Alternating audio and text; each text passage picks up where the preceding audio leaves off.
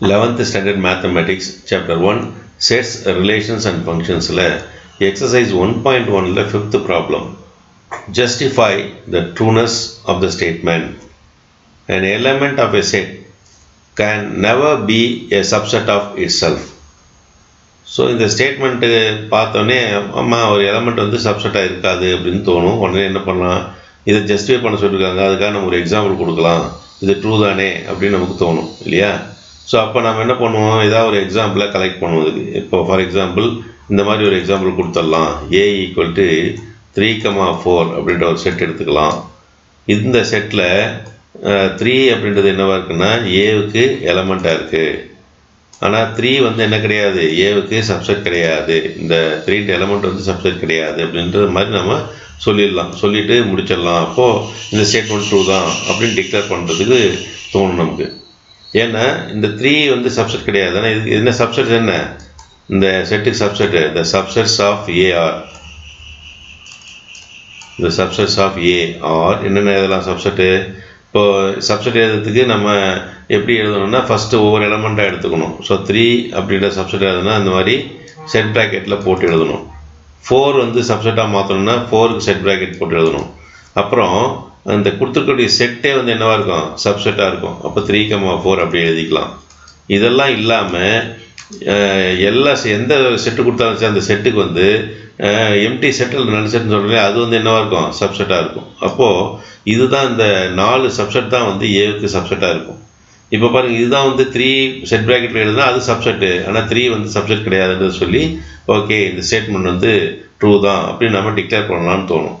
அந்த மாதிரி நம்ம டிக்ளேர் பண்ணுறதுக்கு முன்னாடி இன்னொரு எக்ஸாம்பிளை பார்த்துடலாம். என்ன எக்ஸாம்பிள் அப்படின்னு பாருங்கள். இப்போ நான் வந்து என்ன பண்ணுறேன்னா ஒரு எக்ஸாம்பிள் இந்த மாதிரி எடுக்கிறோம். Late set A = 1, set 1. என்ன சார் இது, இந்த மாதிரி எக்ஸாம்பிள்லாம் இருக்குமா? செட்டுக்குள்ளே ஒரு செட்டு எடுத்துருக்கீங்களே, செட்டுக்குள்ளே ஒரு எலமெண்ட் வந்து செட்டாக இருக்குமா, அந்த எலமெண்ட் வந்து செட்டாக வரதுக்கு வாய்ப்பு இருக்குதா அப்படின்னு கேட்டால் வாய்ப்பு இருக்குது. இந்த மாதிரியான எக்ஸாம்பிள்ஸ் வந்து நம்ம 9th பார்த்துருக்குறோம். செட் லாங்குவேஜ்ன்ற நம்ம தமிழ்நாடு சிலபஸில் செட் லாங்குவேஜில் இந்த மாதிரி டிஃபைன் பண்ணியிருக்காங்க. அது மட்டும் இல்லாமல் ஒரு செட் வந்து இன்னொரு செட்டுக்கு எலமெண்ட்டாக இருக்கலாம் அப்படின்னு சொல்லி நம்ம +1 புக்லேயும் நமக்கு கொடுத்துருக்காங்க.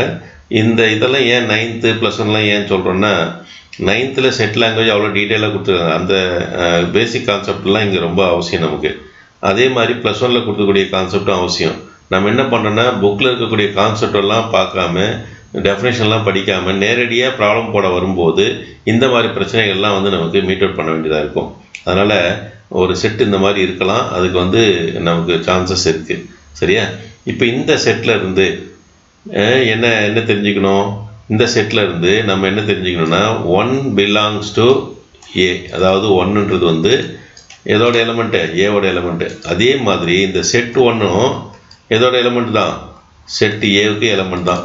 என்ன சார் ஒரு செட்டை இன்னொரு செட்டுக்கு எலமெண்ட்டாக இருக்குமா அப்படின்னா இருக்கும். அப்படின்றதுக்கு நமக்கு +1 புக்கில் ஒரு நோட் வந்து கொடுத்துருக்காங்க பாருங்கள், ஒரு எக்ஸ்ப்ளனேஷன் கொடுத்துருக்காங்க. அப்போது ஒரு செட் வந்து ஒரு செட் வந்து இன்னொரு செட்டுக்கு எப்படி இருக்கலாம், எலமெண்ட்டாக இருக்கலாம் அப்படின்னு கொடுத்துருக்காங்க. இப்போ எனக்கு இந்த கான்செப்டில் இருந்து என்ன தேவை அப்படின்னா, இந்த செட் 1 எதோட எலமெண்ட்டு, செட் ஏவோட எலமெண்ட்டு. இதை தான் நம்ம நோட் பண்ணணும். இப்போ பாருங்கள், இந்த பாயிண்ட்டு நம்ம ஞாபகம் வச்சுக்கலாம். ஸோ இங்கே நம்ம இந்த இது பண்ணிக்கலாம், செட் 1 வந்து எதோட எலமெண்ட், ஏவோட எலமெண்ட்றதை நம்ம நோட் பண்ணிக்கலாம். சரி, இப்போ நம்ம என்ன பண்ணலாம், இந்த ஏன்ற செட்டுக்கு சப்செட்ஸ் எழுதலாம். சரியா? இந்த subsets of set A R நமக்கு தெரியும். சப்செட்ஸ் எழுதணும்னா என்ன பண்ணணும், ஒவ்வொரு எலமெண்ட்டாக எடுத்து அதுக்கு செட் ப்ராக்கெட் போடணும். இங்கே எழுதியிருக்கோம் பாருங்கள், ஏற்கனவே 3, 4 எழுதிருக்கோம். அதே போல் தான் 3க்கு செட் ப்ராக்கெட் போட்டு எழுதிருக்கோம், 4க்கு செட் ப்ராக்கெட் போட்டு அப்புறம் அந்த செட் அப்படியே, அதுக்கப்புறம் எம்டி செட்டு. அதே மாதிரி இங்கேயும் இப்போ இங்கே 1 ஒரு எலமெண்ட் இல்லையா, இது சப்செட்டாக மாற்றணும்னா என்ன பண்ணணும், அது செட் ப்ராக்கெட்டில் இந்த மாதிரி எழுதணும். 1 இஸ் a சப்செட். சரி, இங்கே இந்த செட் 1 இருக்குல்ல, இதுதான் ஏற்கனவே செட் ப்ராக்கெட் வந்துடுச்சு. அப்போ அப்படி எழுதிக்கலாமான்னா, அப்படி எழுதுனா ஏற்கனவே எழுதுன இந்த எலமெண்ட் இந்த இதுதான் கிடைக்கும், இந்த சப்செட் தான் கிடைக்கும். அதனால் இதை சப்செட்டாக மாற்றணும்னா அதுக்கு மறுபடியும் என்ன பண்ணோம், செட் ப்ராக்கெட் போட்டு அதுக்குள்ளே தான் எழுதணும். அப்போ இந்த மாதிரி. சரியா? இது ஒரு சப்செட்டு. அப்புறம் நாம் என்ன சொல்லியிருக்கோம், கொடுத்துருக்கூடிய செட்டே என்னவாக இருக்கும், சப்செட்டாக இருக்கும். அதனால் அதை அப்படியே எழுதிக்கலாம். 1, set 1 இதுவும் என்னவாக இருக்கும், சப்செட்டாக இருக்கும். இதெல்லாம் இல்லாமல் எல்லா செட்டுக்குமே எம்டி செட் என்னவாக இருக்குன்னு சொல்லியிருக்கோம், சப்செட்டாக இருக்கும். அதனால் இந்த எம்டி செட்டையும் சேர்த்துக்கலாம். இதுதான் வந்து நமக்கு 4 சப்செட்டுங்க. எந்த இதுக்கு, ஏன்ற செட்டுக்கு சப்செட்ஸு. இதில் பாருங்கள், ஏன்ற செட்டுக்கு சப்செட்ஸ்ன்னு சொன்னோடனே இங்கே உள்ளே பார்த்தீங்கன்னா செட் 1 வந்துருக்கு சப்செட்டாக. ஆனால் அதே சப்செட் வந்து எங்கே எலிமெண்ட்டாகவும் வந்திருக்குது. அப்போ இந்த இடத்த தான் நோட் பண்ணணும். ஸோ இப்போ இங்கே இதில் இந்த இது பார்த்தீங்கன்னா நமக்கு என்ன தெரிஞ்சிருக்குது, இங்கே வந்து இதுவும் சப்செட்டாகவும் அமைஞ்சிருக்குது.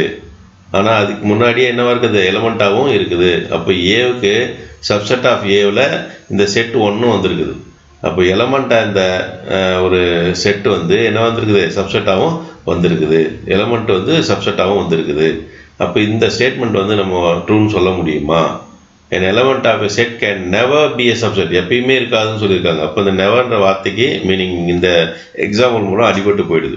அதனால் அப்போ என்ன சொல்லலாம், an element of a set can be a subset. ஒரு சப்செட்டாகவும், ஒரு எலிமெண்ட் வந்து என்னவா இருக்கலாம், சப்செட்டாகவும் இருக்கலான்றது இந்த எக்ஸாம்பிள் மூலம் நமக்கு எக்ஸ்பிளைன் பண்ணியிருக்கிறோம். சரி, அப்போ என்ன எழுதணும்னா therefore if நம்ம என்ன கன்க்ளூஷன் இருக்கலாம், if a அப்படின்ற செட் வந்து 1, set 1 அப்படின்னு இருந்ததுன்னா நமக்கு என்ன கிடைச்சிருக்குது, அதாவது 1ன்றது வந்து செட் ஏவுக்கு எலமெண்ட்டாக இருக்குது. செட் 1 வந்து செட் ஏவுக்கு எலமெண்ட்டாக இருக்குது. அப்புறம் இந்த செட் 1 வந்து ஏவுக்கு என்னவாகவும் இருக்குது, சப்செட்டாகவும் இருக்குது. அப்போது ஒரு எலமெண்ட்டாக இருக்கிறது என்னவாகவும் இருக்குது, சப்செட்டாகவும் இருக்குது. எலமெண்ட் ஆஃப் எ செட் வந்து சப்செட்டாகவும் இருக்குது. அதனால் இந்த ஸ்டேட்மெண்ட் கொடுத்துக்கூடிய இந்த ஸ்டேட்மெண்ட் வந்து ட்ரூ கிடையாது. therefore the given statement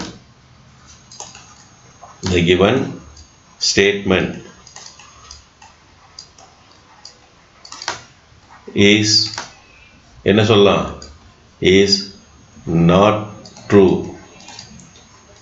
so true கிடையாது அப்படின்றத சொல்லலாம். இதுக்கு எக்ஸாம்பிள் தான் இது. அதாவது ஒரு ஸ்டேட்மெண்ட்டை ட்ரூன்னு சொல்கிறதுக்கு நிறைய எக்ஸாம்பிள்ஸ் நம்ம கொடுக்கலாம். இந்த மாதிரி எக்ஸாம்பிள்ஸ் நிறைய கொடுக்கலாம், சரியா?